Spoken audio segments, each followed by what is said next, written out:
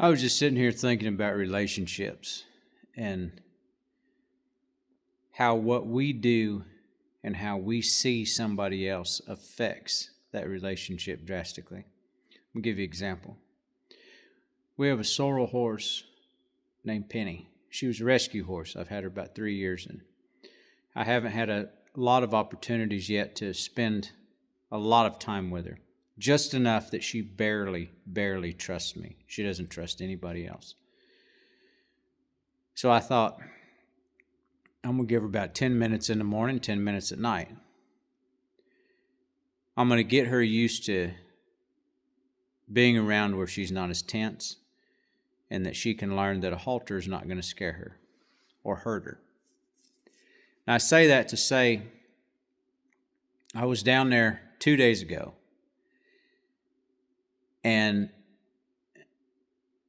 a quick backstory on Penny is we adopted her as a rescue horse. And when they found her, the rescue place had found her, she had a colt at her side. And they brought her in, and she was skin and bones, not taken care of, barely alive. But she had kept her colt alive. And when they got her in, after that colt was weaned, as soon as it was weaned, they took it from her. That's bad for the mental health of anything that's a mom. Even a deer will keep its young for a year or 2 years until they've had a couple more. And then that year, 2-year-old will go off on its own. And any deer hunters out there knows that. Horses are the same way. So they had taken her colt. She watched it happen. She had no trust for human beings at all. They had adopted her out to a place in Chattanooga. They sent her back shortly thereafter. Didn't see that she was fit.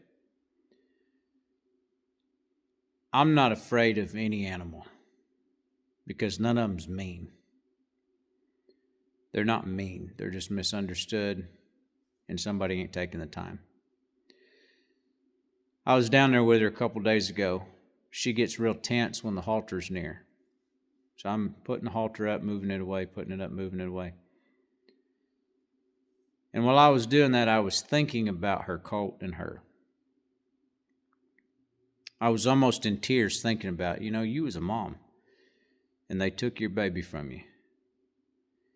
And while I was thinking that, Penny turned her head around, and she pricked her ears forward, and she stuck her nose out and touched me. Now, people say that animals can't talk, but they can, they just don't use English. But if she did use English in that moment, she would have stuck her nose out, and she would have said, "For the first time in my life, somebody sees me." It's that way in relationships. If you can look past the problems that somebody has, be it your children, your parents, your spouse, your brother, your sister, a friend, whoever it may be, if you can look past what seems to be like a problem, and you look past it, and you think about why are they that way? What made them that way? Life circumstances is why we become the way we become. So you look past it, and you see that person for who they are inside. You sympathize with what they've been through. You think about they act that way. They do that because of X, Y, and Z.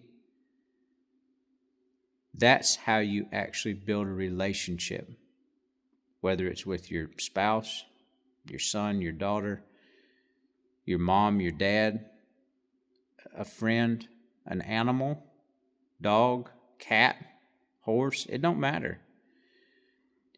Relationships are across the board.